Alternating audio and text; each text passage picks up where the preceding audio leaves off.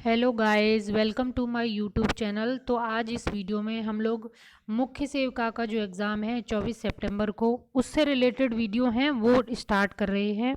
तो ये सभी हैंड रिटन नोट्स के वीडियो रहेंगे और बहुत ही इम्पोर्टेंट फैक्ट हैं। जो विश्व की प्रमुख स्वास्थ्य संस्थाएं हैं, एक यूनिट है उसमें सिलेबस में, तो उसी को हम इस वीडियो में कवर करेंगे। अगर आपको इसका पीडीएफ चाहिए तो आप हमारा टेलीग्राम चैनल ज्वाइन कर सकते हैं, जिसका लिंक आपको नीचे डिस्क्रिप्शन बॉक्स में दे दिया जाएगा। तो इसी तरह से सारी यूनिट के वीडियो आपको इस चैनल पर मिल जाएंगे। तो आप चैनल पर नए हैं तो सब्सक्राइब ज़रूर कर लें, बेल आइकन प्रेस कर लें ताकि नोटिफिकेशन आप लोगों को तुरंत मिल जाए। और ये जो पीडीएफ मैंने तैयार की है, ये सब जो इम्पोर्टेंट बुक्स हैं मार्केट में मुख्य सेविका से रिलेटेड, वो सारी, और जो टेक्स्ट बुक पे एमसीक्यू पूछे गए हैं वो सब इसी में सम्मिलित कर लिए हैं, और इंटरनेट का ऑफ कोर्स सहयोग लिया ही गया है। तो चलिए स्टार्ट करते हैं। तो पहले स्टार्ट करते हैं डब्ल्यूएचओ से, यानी वर्ल्ड हेल्थ ऑर्गेनाइजेशन स्थापना कब हुई थी। वेरी संक्षिप्त में, यानी वेरी क्रिप्स नोट्स हैं ये बहुत ही। तो यहाँ से आपको बहुत ज़्यादा टाइम नहीं लगेगा। तो चलिए स्टार्ट करते हैं। इसकी स्थापना कब हुई थी? तो 7 अप्रैल 1948 को स्थापना हुई थी। 7 अप्रैल 1948 को इस्टेब्लिश हुआ था, और 7 अप्रैल को इसी वजह से विश्व स्वास्थ्य दिवस मनाया जाता है। अब देखिए, कुछ होमवर्क मैंने आपको दिया है वो आपको करते रहना है। और अब यहाँ से जो इसमें पूछा है आपसे कि पूछा जा सकता है आपसे कि जो विश्व स्वास्थ्य दिवस है उसकी 2022 की थीम क्या थी। 23 की मैंने इसमें लिख रखी है, हेल्थ फॉर ऑल है, ये 2023 की थीम है। और इसका हेडक्वार्टर कहाँ पर है? तो हेडक्वार्टर जिनेवा में है। 194 इसमें सदस्य हैं और 2 सह सदस्य हैं, ध्यान देना है। 194 सदस्य और 2 सह सदस्य हैं इसमें। यह यूएन की एक संस्था है। और हाँ, ये पूछा जाता है कि डब्ल्यूएचओ यूएन की संस्था है कि नहीं है। तो ये यूएन की एक संस्था है, बिल्कुल है, जो देशों, संस्थाओं और लोगों को एक साथ कनेक्ट करती है। ये भी पूछा जाता है कि ऐसे स्टेटमेंट दे देंगे कि यह संस्था केवल देशों के, मतलब अंतर सरकारी स्तर पर कार्य करती है केवल, तो वो गलत हो जाए, क्योंकि अंतर सरकारी स्तर पर तो करती है लेकिन संस्थाओं और लोगों को भी साथ में कनेक्ट करती है। और इसके जो हेड हैं यहाँ पे टेड्रोस एडोनम गेब्रेसियस, तो ये हैं अफ्रीका के, और ये पहले अफ्रीकी हैं जो डब्ल्यूएचओ के हेड बने हैं। वेरी इंपॉर्टेंट है ये। और भारत इसका कब से है? तो 12 जनवरी 1948 से भारत इसका सदस्य है। अब आपको लगेगा कि स्थापना 7 अप्रैल को हुई है, तो भारत पहले कैसे है? तो ये ऐसे जो देश पहले से शामिल है, यानी कि इसके संस्थापक देश हैं। पहले 4 लोग मिल गए, उन्होंने कहा कि हम डब्ल्यूएचओ बनाते हैं, तो वो जो मिल के बनाए हैं वो तो पहले से ही सदस्य होंगे ना। तो वही बात है यहाँ पे कि भारत इसके संस्थापक देशों में शामिल है। अब इसका जो प्रशासन शासन है वो चलता कैसे है वो देखते हैं। देखिए, इसमें एक प्रमुख होती है वर्ल्ड हेल्थ असेंबली, जिसमें एक एग्जीक्यूटिव बोर्ड होता है, वही काम करता है बहुत अच्छे से। तो एग्जीक्यूटिव बोर्ड होता है जिसमें 34 टेक्निकली क्वालिफाइड सदस्य होते हैं, ध्यान देना, ये पूछा जा सकता है और पूछा भी गया है। 34 टेक्निकली क्वालिफाइड सदस्य होते हैं, और जिनका जो टर्म होता है वो 3 साल का होता है, ध्यान देना, ये 3 साल लिखा हुआ है। 3 साल का टर्म होता है। और बोर्ड की वार्षिक मीटिंग है वो जनवरी में होती है। और यहाँ पे इम्पोर्टेंट है कि इसी एग्जीक्यूटिव बोर्ड का ही अध्यक्ष चुना गया था डॉक्टर हर्षवर्धन को 2020 में, कोरोना काल में। अब आगे देखते हैं। 150 देशों में इसके कार्यालय हैं, यानी 150 देशों में इसके कार्यालय हैं। अब ध्यान देना है, 194 सदस्य देश थे इसके, लेकिन कार्यालय 150 देशों में ही हैं। और 6 क्षेत्रीय कार्यालय हैं। तो जो क्षेत्रीय कार्यालय हैं उनके हेडक्वार्टर पूछे जा सकते हैं। तो दक्षिणी पूर्वी एशिया का क्षेत्रीय कार्यालय नई दिल्ली में है, ये वेरी इंपॉर्टेंट है। पश्चिमी पैसिफिक मनीला में है। पूर्वी मेडिटेरियन कायरो, कायरो राजधानी है किसी देश की, आपको कमेंट बॉक्स में बताना है। अफ्रीका के लिए कहाँ पर है? तो हरारे में है, जिम्बाब्वे। और यूरोप का कोपेनहेगन में है। USA Washington DC. तो ये 6 क्षेत्रीय कार्यालय थे। नेक्स्ट इंपॉर्टेंट फैक्ट देखते हैं। डब्ल्यूएचओ के सदस्य देश अपनी क्षमता के अनुसार अनुदान देते हैं, यानी कि ऐसा कोई फिक्स नहीं है कि सारे देशों को इतना इतना इतना इतना देना है, नहीं, जिसकी जितनी क्षमता है उतना देते हैं। लेकिन जो कुल फंड डब्ल्यूएचओ का होता है उसका 15% योगदान अकेले यूएसए देता है, इसलिए यूएसए का इसमें अधिक प्रभाव रहता है। और कोरोना के बाद में कुछ विवाद भी हुआ था, और अभी भी फंड इसको दे रहा है यूएसए, लेकिन इससे अलग हो गया, ऐसा कुछ विवाद हुआ था। आपको इंटरनेट पर सर्च करना पड़ना है उसके बारे में। ये एक अंतर सरकारी संगठन है जो अपने राष्ट्र सदस्यों के साथ स्वास्थ्य मंत्रालय के सहयोग से कार्य करता है, यानी अंतर सरकारी संगठन तो है ही, और ये उसमें सहयोग किसका लेता है, तो जो देशों के स्वास्थ्य मंत्रालय हैं उनका लेता है।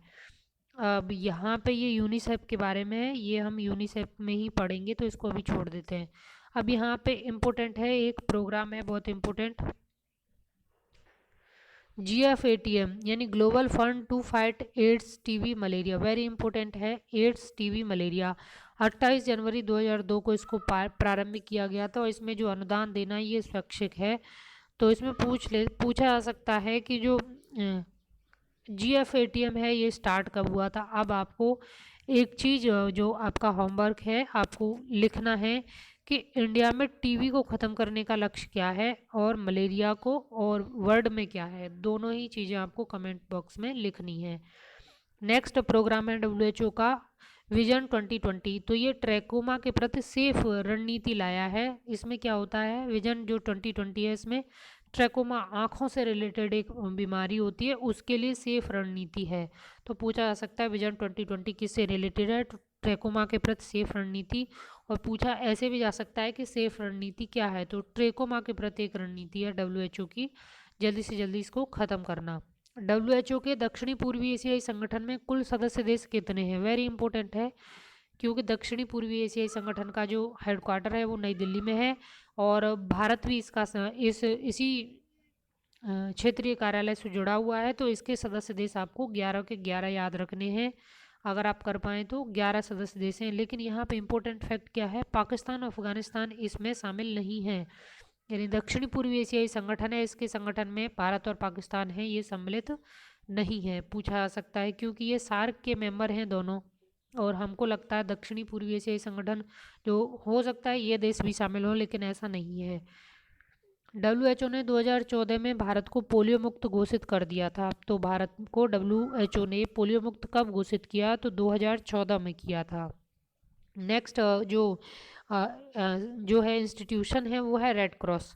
तो रेड क्रॉस वेरी इंपॉर्टेंट है, ये भी स्थापना कब हुई, रेड क्रॉस की स्थापना हुई थी 1863 को, जॉन हेनरी ड्यूनेट ने इसको किया था स्थापित, और इसका हेडक्वार्टर जिनेवा में है। उद्देश्य युद्ध में घायल सैनिकों की सहायता करना, तो युद्ध में घायल सैनिकों की सहायता करना इसका प्रमुख उद्देश्य था जब इसकी स्थापना हुई थी। भारत में रेड क्रॉस सोसाइटी की स्थापना 1920 में हुई थी, और इसका हेडक्वार्टर भी दिल्ली में है। ध्यान देना है, भारत में रेड क्रॉस सोसाइटी की स्थापना कब हुई थी, 1920 में। और प्रतीक चिन्ह इसका क्या है, तो सैडलर क्रॉस है इसका प्रतीक चिन्ह। 700 से अधिक शाखाएं भारत में इसकी कार्यरत हैं। ये युद्ध अथवा विपदा के समय, अब ध्यान देना है, अब ये प्राकृतिक आपदा के समय या महामारी के समय भी कठिनाइयों में लोगों की सहायता करता है।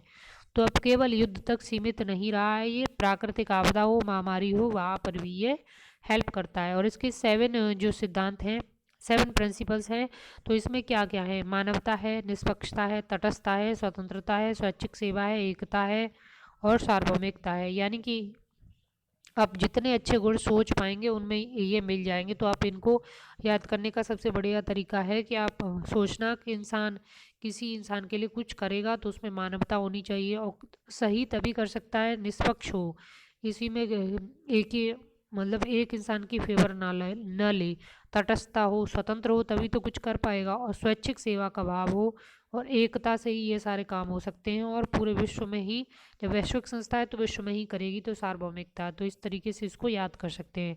शांति का नोबेल पुरस्कार इस संस्था को 3 बार मिला है, ध्यान देना है। 4 बार कुछ लोग बताते हैं, नहीं 4 बार नहीं है, संस्था को 3 बार मिला है। एक बार मिला है हेनरी ड्यूनेट को, तो उसको ही सम्मिलित कर लेते हैं, लेकिन ऐसा नहीं है, संस्था को केवल 3 बार मिला है। 1917 में फर्स्ट वर्ल्ड वॉर के समय, 1944 में सेकंड वर्ल्ड वॉर के समय, और 1963 में। और 8 मई को रेड क्रॉस दिवस मनाया जाता है। 8 मई को क्यों, 8 मई को हेनरी ड्यूनेट का जन्म दिवस है, इसी याद में इसको मनाया जाता है। तो हेनरी ड्यूनेट जिन्होंने इसकी स्थापना की थी, उनका बर्थडे है 8 मई को, तो उसकी याद में ही ये बनाया जाता है रेड क्रॉस दिवस। 1901 में हेनरी ड्यूनेट को नोबेल पुरस्कार मिला था, तो ये एक नोबेल पुरस्कार अलग से है, 3 इस संस्था को मिले हैं, एक व्यक्ति को मिला है। विश्व में प्राथमिक चिकित्सा दिवस यानी फर्स्ट एड डे की शुरुआत किसके द्वारा की गई थी, तो फर्स्ट एड डे है 2000 से, सन 2000 से शुरू हुआ था। प्रत्येक सितंबर के सेकंड शनिवार को ये होता है, यानी कि आने वाला है। तो इसका थीम पूछा जाएगा। अब जो आने वाला है उसका थीम आप ज़रूर से याद कर लेना, पूछा जाएगा, क्योंकि ये पहले डिसाइड हो जाता है। पेपर भले ही आपको लगेगा कि सितंबर में ये तो कैसे आएगा, लेकिन थीम पहले ही डिसाइड हो जाती है, आ सकती है, तो इसलिए आप देख लेना। अब नेक्स्ट संस्था है यूनिसेफ, ये भी वेरी इंपॉर्टेंट है। तो यूनिसेफ यूनिसेफ की स्थापना 11 दिसंबर 1946 को हुई थी, यानी 1946 को यूएन महासभा द्वारा इसकी संस्थापना हुई थी। संस्थापक हैं लुडविक राजचमन, और इसके जो हेड है वो कौन है, कैथरीन रसेल हैं, अमेरिकन अटॉर्नी है, ध्यान देना ये अमेरिकन अटॉर्नी है। हेडक्वार्टर इसका न्यूयॉर्क में है। उद्देश्य माता एवं शिशु स्वास्थ्य और शिक्षा, यानी माता और बच्चा दोनों के लिए, जच्चा बच्चा दोनों के लिए काम करता है। और ये ध्यान देना यूएन की एक स्पेशलाइज्ड एजेंसी है, यानी विशिष्ट संस्था है। पूछा जाता है कि कोई संस्था का नाम दे देंगे, ये यूएन की विशेष संस्था है कि नहीं, तो आपको विशेष संस्था यूएन की कितनी है सारी याद कर लेनी है, इम्पोर्टेंट है, पूछे जा सकती हैं, गलत नहीं होगा आपका सवाल। इसमें 190 सदस्य देश हैं। 5 प्राथमिकताएं हैं इसकी, क्या हैं, बाल विकास, बुनियादी शिक्षा, लैंगिक समानता, बाल हिंसा से बचाव और ओवरऑल डेवलपमेंट, तो ये सभी चीज़ें इसकी हैं। और इसको नोबेल पुरस्कार मिला था 1965 में। अब देखते हैं FAO, food and agriculture organisation, ये भी वेरी इंपॉर्टेंट संस्था है, पूछी जा सकती है। और 16 अक्टूबर 1945 को क्यूबेक कनाडा में इसकी स्थापना हुई थी। 16 अक्टूबर 1945 को। हेडक्वार्टर कहाँ पर है, तो रोम में। रोम में खाना खा के रोम रोम खिल गया, तो इस तरीके से याद कर सकते हैं आप। फूड एंड एग्रीकल्चर ऑर्गेनाइजेशन है, खाने से रिलेटेड है। तो रोम में लोग घूमने जाते हैं, ठंडा मौसम है, और बहुत सारे मतलब कपल्स घूमने जाते हैं। रोम बहुत ही फेमस है घूमने के लिए, तो खाने के लिए भी फेमस होगा, तो इस तरीके से आप याद कर सकते हैं। उद्देश्य क्या है, बढ़ती जनसंख्या की आवश्यकताओं की पूर्ति के लिए खाद्य पदार्थों के उत्पादन में वृद्धि करना और कुपोषण को दूर करना। अब यहाँ पे दो इम्पोर्टेंट चीज़ें हैं। बढ़ती जनसंख्या है जो, उसकी आवश्यकताओं की पूर्ति करना, तो खाद्य पदार्थों के उत्पादन में वृद्धि करने के लिए भी ये कार्य करता है, न कि केवल कुपोषण को दूर करना। यानी कि जब उत्पादन ज़्यादा होगा तभी तो पूर्ति होगी इतनी जनसंख्या की, तो इसीलिए ये उत्पादन में वृद्धि का भी काम करता है। जीवन स्तर को ऊंचा करना, पोषण और शिक्षा प्रदान करना, तो ये उद्देश्य बहुत इंपॉर्टेंट है इसके।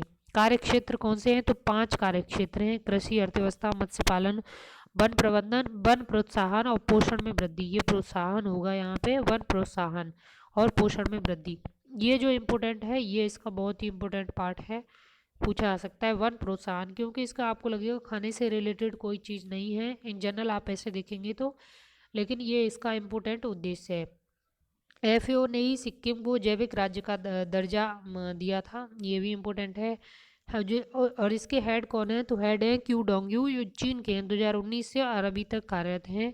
191 इसके 10 सदस्य देश हैं, और वेरी वेरी इंपॉर्टेंट है, बैठक इसकी 2 साल में एक बार होती है, यानी द्विवार्षिक बैठक होती है। UNFPA 1967 में इसकी स्थापना हुई थी, ट्रस्ट के रूप में हुआ था पहले स्थापना। परिचालन इसने 1969 में किया, और UNFPA इसका नाम पड़ा 1987 में। हेडक्वार्टर इसका न्यूयॉर्क में है। यानी कि मैं आपको लास्ट में बताती हूँ कुछ चीज़ें याद करने की ट्रिक। और UN की यौन एवं प्रजनन सुरक्षा एजेंसी है ये। और अब आपका एक और होमवर्क है, इसके द्वारा कौन सी रिपोर्ट जारी की जाती है, वो रिपोर्ट आपको कमेंट बॉक्स में बतानी है। और इंडिया की रैंक उस रिपोर्ट में क्या है, इम्पोर्टेंट इंडिया से रिलेटेड क्या फैक्ट है, वो आपको आज ही अपने नोट्स में ऐड कर लेना है, पूछा जा सकता है। UNDP, United Nations Development Programme, ये सिलेबस में भले ही स्पेशल ना लिखे हों, लेकिन ये कहीं ना कहीं हेल्थ और पोषण से रिलेटेड कार्य करती हैं, इसलिए पूछी जा सकती हैं, तो आप इनको देख लेना। करंट के बेस पे तो पूछी जा सकती हैं, क्योंकि ये रिपोर्ट इनकी हर साल आती है।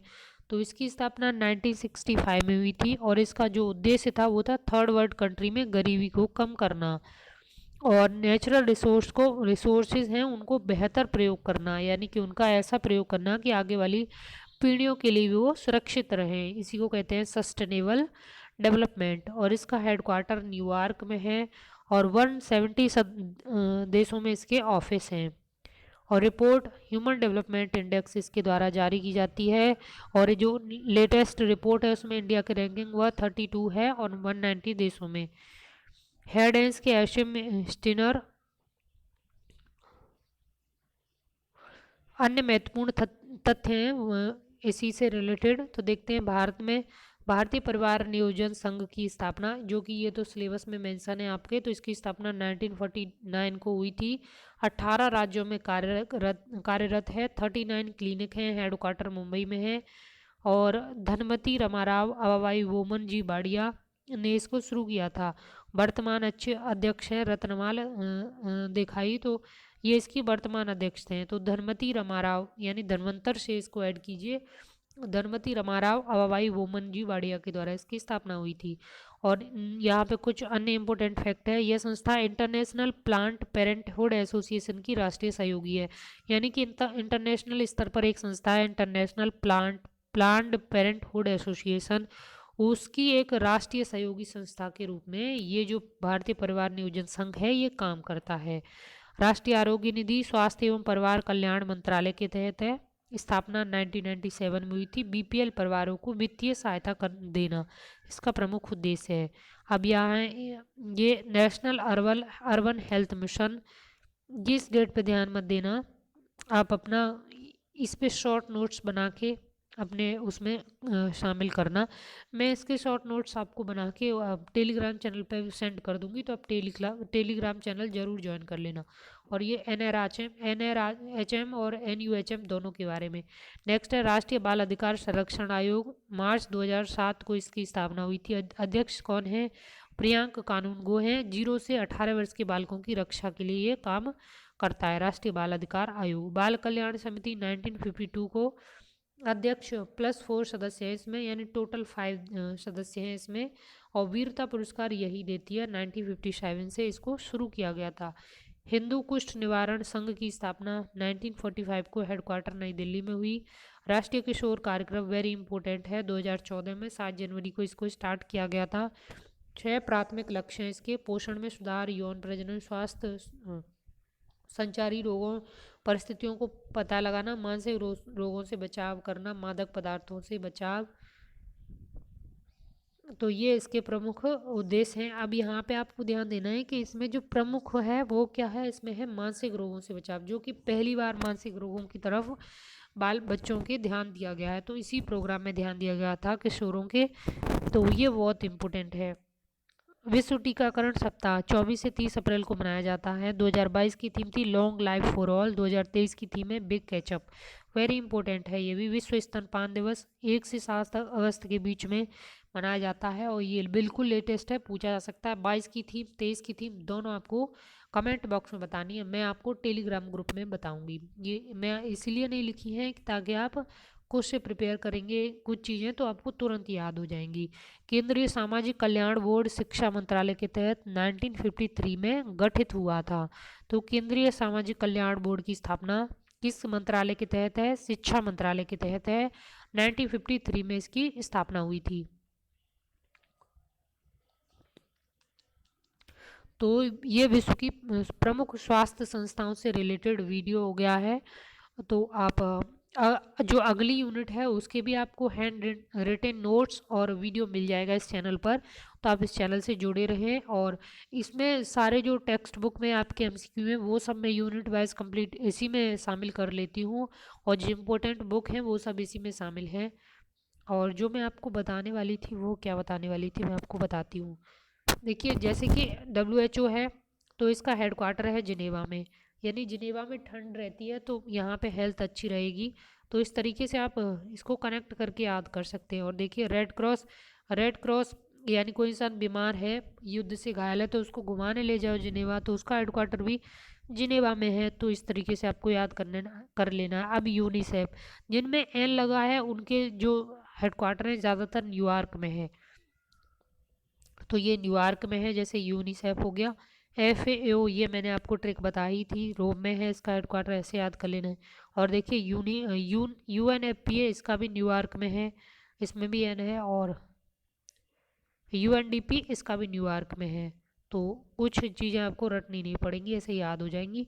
और ये अपनी इंडियन संस्थाएं, इनका हेडक्वार्टर भी आपको याद कर लेना है। तो चलिए नेक्स्ट वीडियो मिलते हैं, धन्यवाद।